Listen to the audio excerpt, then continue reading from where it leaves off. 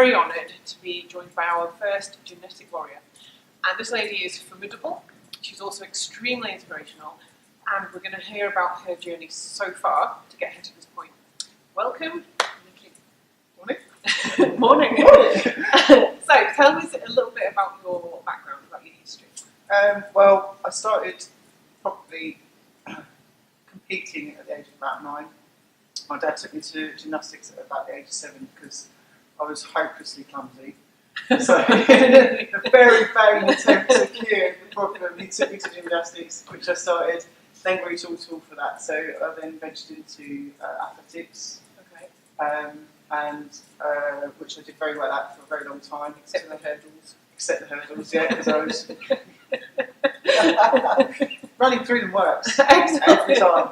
And then retired from athletics due to a knee injury, and then kind of floundered around with a few different things, boxing, kickboxing, etc.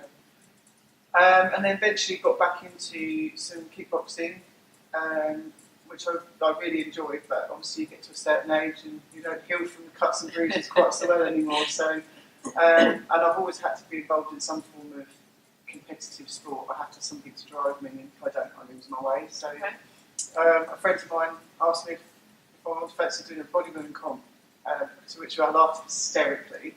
And then it kind of played on my mind for a little while, and then eventually I kind of bit the bullet and decided that I was going to give it a go. So, how long ago was that?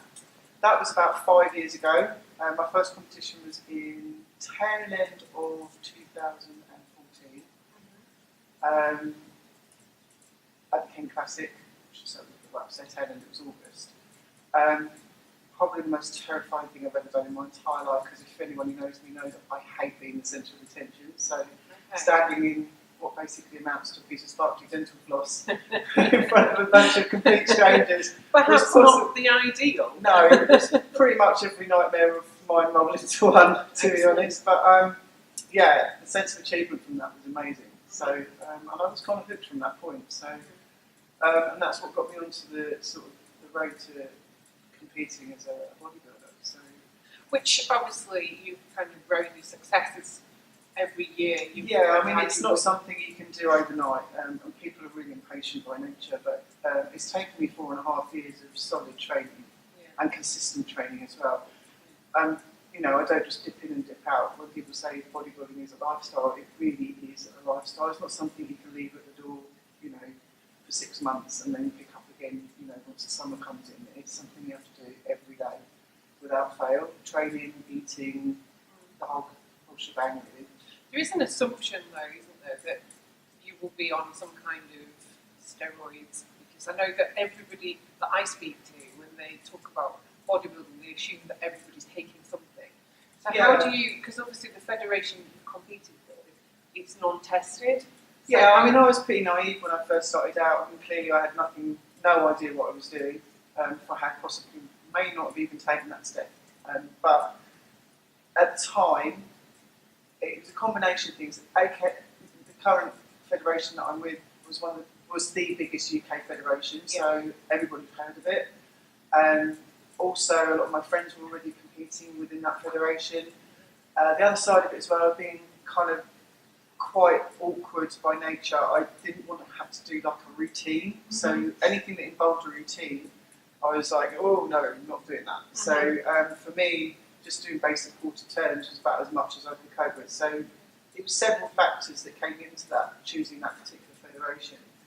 And the fact that they were running so many competitions and it was fairly well organised as well. So in hindsight, doing the King Classic was probably not the best first comp to do, because it was a massive event. It's probably one of the biggest events on their calendar. And standing next to the likes of Carly Thornton. Oh wow, really? Yeah, it was pretty daunting for my first comp. I was lucky in the fact that obviously having a background in sports for many, many years, I had a good foundation of muscle anyway, but clearly not to that level. And obviously something like you say, the assumption that everyone's on steroids is an easy assumption to make, and fighting against that for many, many years. I've got to the stage now, because I don't need to prove anything to anyone apart from myself. When people say to me, oh, you must be on something, I kind of take it as a compliment these days because I'm like, well, clearly I'm doing something right then. If I'm having to take something to get there. So for me, I can't argue against it. People make their minds up whether or not you argue or not. So now I just say, I'm not, but I'll take that as a compliment and just leave it at that because it's not worth arguing about anymore. I know though that you don't just have that to contend with. You have a condition that actually means your metabolic rate is so fast that you're having to struggle against that as well. Can you just tell us a little bit about that? I have something called Hashimoto's, which is a autoimmune disease, which means that my body fluctuates between hypo and hyperthyroidism. There's no rhyme or reason as to when either one will kick in, so I'm constantly having to battle with. Sometimes I go hyper, which means my body produces excess thyroxine. Well, it doesn't produce excess thyroxine. Excess thyroxine is released into my system, which again, if anyone knows anything about that sort of thing, it means that you're burning calories at a hyper-extensive rate, and then it will drop into hypo, which means then I'm going the opposite direction, and I'm then trying to utilise enough calories that I'm not just storing it as body fat. So that can be an interesting thing to contend with. And then couple that along with the fact that I'm actually celiac as well, makes life very, very interesting in regards to foods I'm trying to get. So in terms of flame prep, because obviously bodybuilders are renowned for having a very strict kind of regime, and their eating and the training. What kind of things do you have to do to adapt that for yourself? I mean, as the disease has progressed, I have less hyper incidences now. So I'm generally more in hypo than I am in hyper. So it is a little bit more manageable than when I was first diagnosed with the situation. But these days, I tend to kind of stick to the same sort of foods all year round. So I have set meals. Breakfast, I'll always have eggs. Lunch, I'll have either chicken or some kind of white meat of that description, so chicken, turkey, anything in there. And then sort of red meat's always included in my diet as well. I eat a lot of veg, but again I have to be careful about veg as well because high fibre triggers the celiac reaction sometimes because my stomach's quite sensitive. So no sprouts at Christmas? Definitely no sprouts. Can't stand the things. That's kind of good for you then. I can't possibly eat a sprout. It's not my favourite vegetable in the world ever. So just as a rough ballpark, for what you've got to deal with, what sort of calorie content do you have in your day? So off season, generally my calories are between 4,000 and 4,500 a day. I'm actually quite active. Obviously, I own my own gym. I run my own classes, of which I teach quite a few as well. Plus my own training as well. So I can get through a fair amount of calories just through training. So those have to be replaced.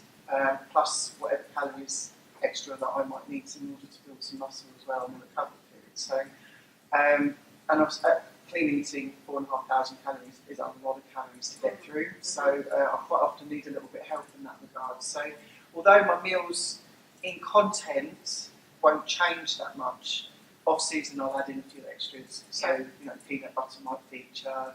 I might add in a few more carbs by bananas or fruit, which I wouldn't normally have on prep, that sort of thing. So more calorie dense foods, nuts. Tactical poundage. Tactical poundage, yes, absolutely. Because you just can't. I mean, I'm not a big person myself anyway, so eating a lot of food not only weighs you down, but you just end up constantly eating. So you just find ways of having calorie dense foods that are easy to eat in between your normal set of meals. I mean, it does sound like a great thing, doesn't it? I'm allowed to eat 4,500 calories a day. Yeah. Most people would be like, wow, it's amazing. But I can imagine it gets quite tedious having to eat all of that food. There are times when you just, I mean, especially for myself, I just look at a meal and I'm just like, I just can't eat that. I just literally have no desire to eat that whatsoever.